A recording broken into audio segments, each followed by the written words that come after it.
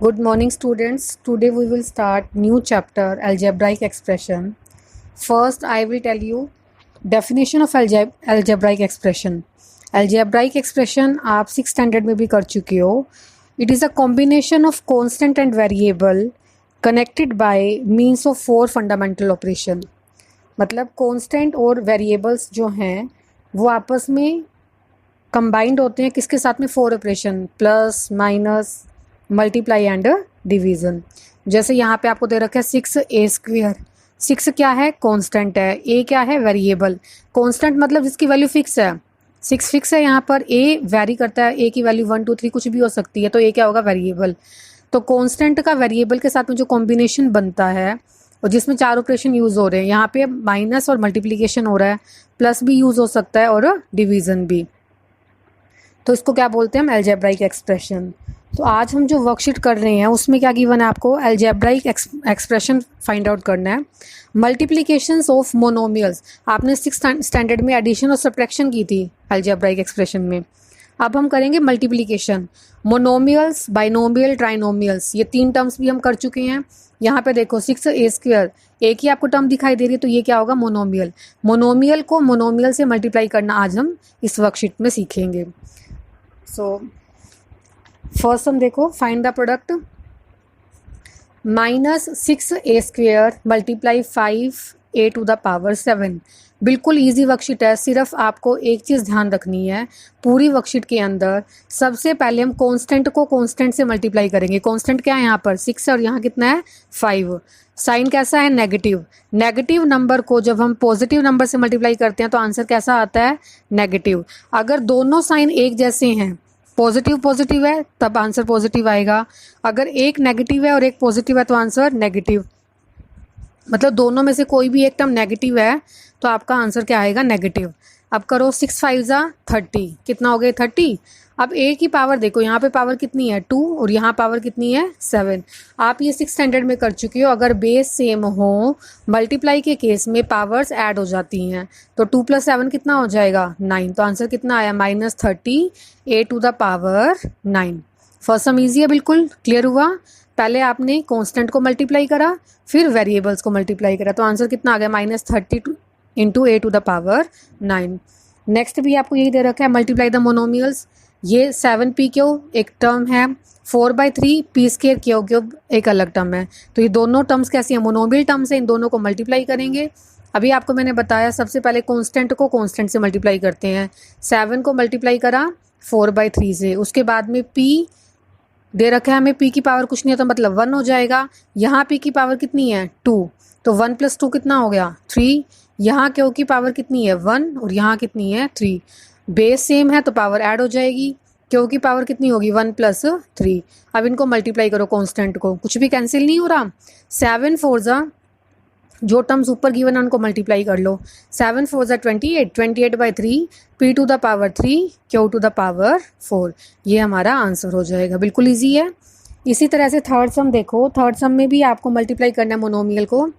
1.2a² b², 5a b⁻4 c² and 1.1 a⁻5 b c⁻7.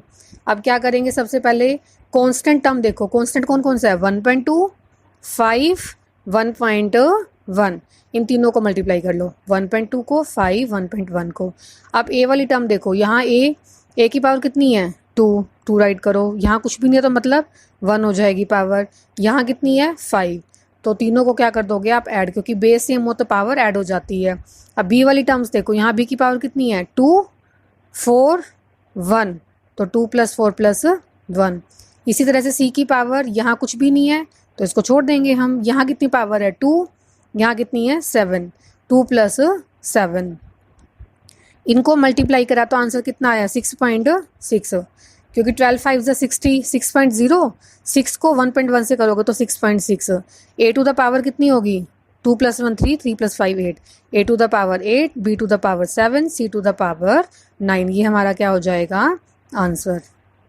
Fourth, fifth और sixth सम, इन तीनों सम में आपको प्रोडक्ट फाइंड आउट करना है, जैसे हम ऊपर कर रहे थे इन सम में. बट साथ में आपको रिजल्ट को वेरीफाई करना है. वेरीफाई करने के लिए आपको एक्स गिवन है तो एक्स की वैल्यू गिवन होगी, इसी तरह से अगर ए बी सी है तो ए बी सी की वैल्यू गिवन होगी। फोर्थ सम मैं आपको करा रही हूँ, फिफ्थ सिक्स आप खुद से करोगे, बिल्कुल इसी की तरह ही है। जब वेरीफाई करना होगा तो हम दो साइड ले लेते हैं।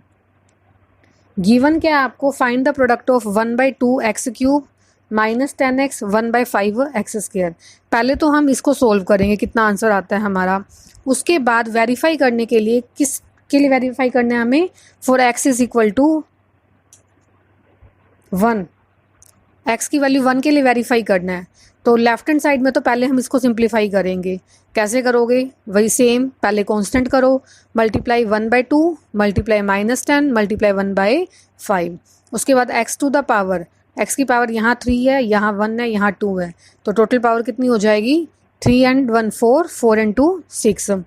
अब ये देखो ये कैंसिल हो रहा है यहाँ पे, यहाँ आपको दे रखा है 2 5 10, 5 को 5 से कट कर दो, कितना आ गया, माइनस साइन, क्योंकि यहाँ पे एक ही साइन दे रखा है आपको नेगेटिव, नेगेटिव को पॉजिटिव से मल्टीप्लाई करोगे तो आंसर कितना आएगा, नेगेटिव। मैंने आपको फर्स्ट सम में भी बताया था, अगर आपके पास एक नंबर नेगेटिव है दूसरा पॉजिटिव है तो आंसर आपका नेगेटिव में ही रहेगा। Minus X to the power कितना हो गया, 6। वेरीफाई किसके लिए करना है हमें, एक्स की वैल्यू 1 के लिए, तो आप एक्स की जगह पे क्या पुट कर दोगे, 1, 1 की पावर 6। नेगेटिव साइन बाहर दे रखा है आपको, तो नेगेटिव साइन हमने बाहर ही ले लिया।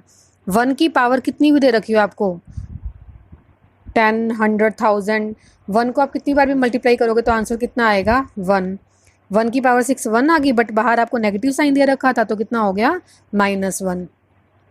अब क्या करेंगे, वेरीफाई करना है, राइट हैंड साइड में हम x की जगह पे क्या पुट कर देंगे, 1 पुट करो, 1/2 x की जगह पे 1 पुट कर दिया, तो 1 की पावर 3 -10 x की वैल्यू कितनी है, 1, 1/2 एक्स स्क्वायर, x की वैल्यू कितनी है, 1, तो 1 का क्या हो जाएगा, स्क्वायर।